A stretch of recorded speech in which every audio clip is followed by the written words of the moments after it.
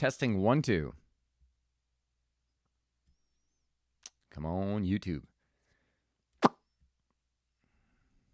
All right, so what's going on, guys? This one is part of my own personal journey. It's kind of been where I've been putting a lot of energy as we speak for the last, the last few weeks probably. And so I just wanted to come on here and share some of that journey with you. So here we go. Hi, guys. My name is Donnie Rouse, and you are listening to the podcast, One Life. No hard feelings. What if every feeling you experience was there to serve you? Even those feelings that are not that comfortable. I think in Western society, well, maybe all societies, I'm not really sure. But I know when we look at these quote unquote negative or bad feelings, we kind of poo-poo them and we overlook the messages that they're there and forget that they're actually there to serve us. When we suppress these feelings, when we try not to feel them, something happens, and it's not really good because when you try to suppress it, they come back louder. And if they don't come back as the same feeling, they often lose the context of what you felt, what you were feeling initially. They end up coming back in some other ways, sometimes in an illness. So the point of this podcast here is to introduce you to your friends, that is your emotions, and to help you at least start to open up your awareness that maybe they're there to help you, because once you can see that possibility, now instead of like feeling an emotion and feeling angst because of it or fear or whatever it may be, now you could dive into a deeper, realizing that, yeah, this is a friend. What is it trying to tell me? And usually what it's going to tell you is a couple things. One, it's going to tell you that, there's a belief system there. And two, it'll likely show you that there's some kind of distortion. And I'll go into a personal example of mine, one that actually happened yesterday. I was driving on my way to the gym, and I had to call docs because I'm going to be traveling, and I needed to get a COVID test before I traveled. When I called the office, the woman on the other end of the line seemed like she was a little bit in like an agitated state. Actually, before I go any further, I want to leave you with the questions. This is kind of how I'm going to work through what I experienced. So this way you can use the same format in your own life. So the thing is, think of any emotional experience in your day. And when I think of emotional experience, I want you to think of one that leaves you feeling less than better, right? It's one of those kind of like agitating experiences. Next, notice the trigger and the feeling. So for me, it was calling the phone and, as I just mentioned, calling the phone and hearing the agitation of voice. What are the automatic thoughts that accompany that? And then lastly, what is the distortion? Meaning, what is the story you're making up in your head about that? So back to the story. So I called the phone and I hear this woman's voice on the other side, and she sounds a little agitated. And it was probably around like 4 o'clock, so she literally probably worked the entire day, and here I am calling. So I called and said, hey, hi, I want to schedule a COVID test. I am going to be traveling out of the country on Monday, and I just need to know, when do I need to come in, and how quick can I get the result? So she started asking me about the different tests. Well, which one do you need? Do you need this? Do you need that? This takes this many days. This takes that many days. Then I was, well, is there anything you can do that I could get in the same day? She goes, well, yeah, you can do. And she started going on. And then I noticed, I noticed the emotion, and I noticed the thoughts that I was having. Like the thoughts was like that I was doing something wrong, and in some way that I was her experience was being aimed at me because of something that I did. And when I looked for the distortion, I was like, well, why would I think that? Like, one, the person doesn't know me. Two, she could have had an entire day of working with, people calling up. Maybe there was someone who called right before me and was, kind of stirred her up a little bit. And then, there was an agitation towards me.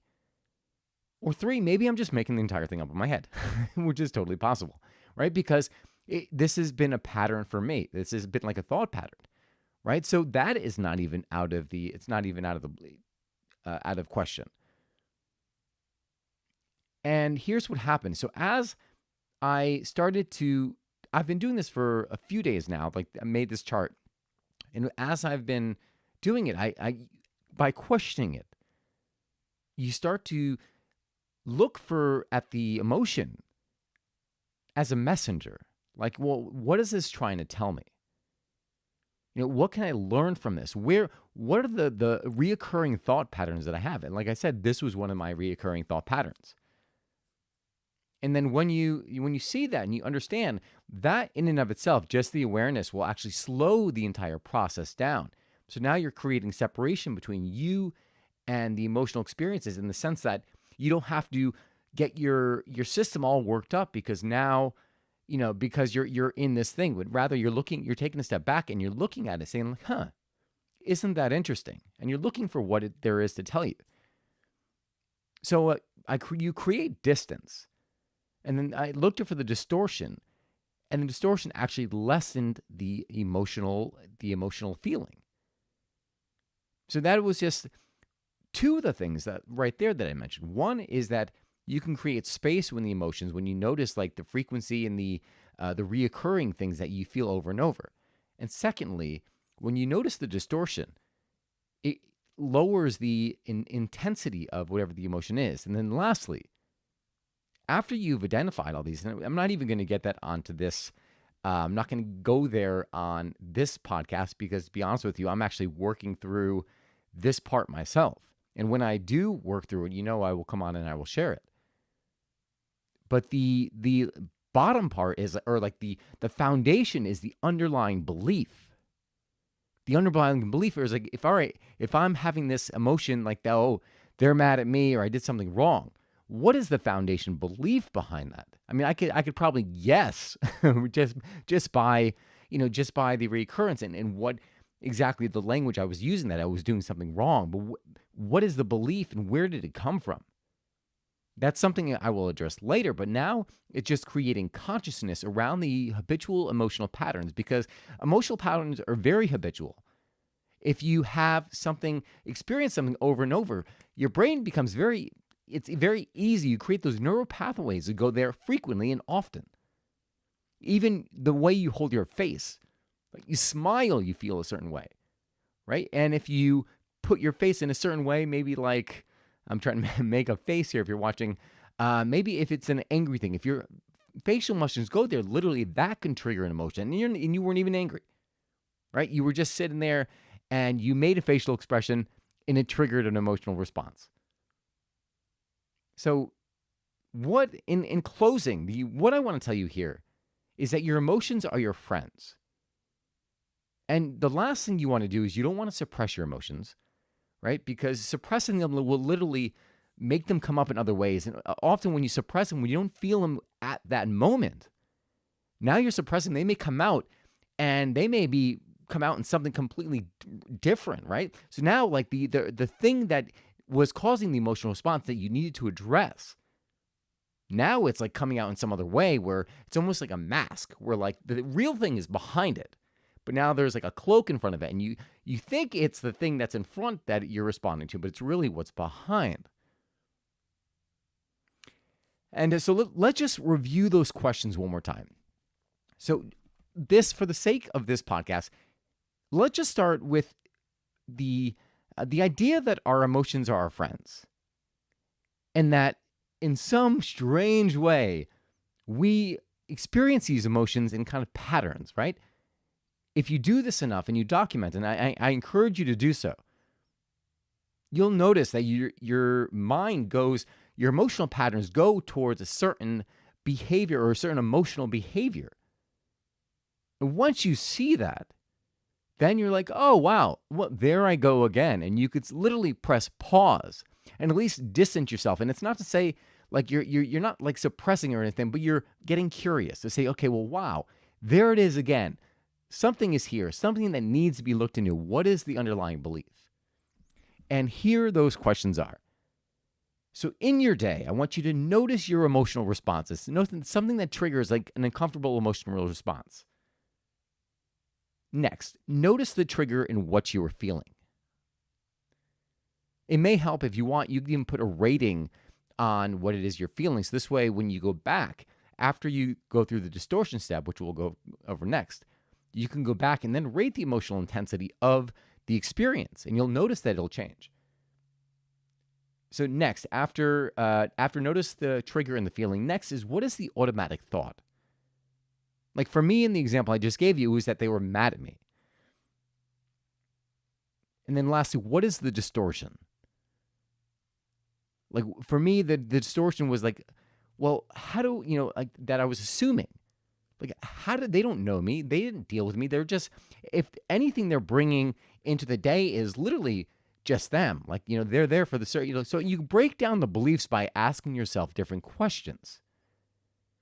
And you would write those questions down. You'd write those things that are counter to that belief being true. Like, did I do anything wrong? No, of course, no, I didn't do anything wrong. I called to ask a question, which is why they're there. So there you go.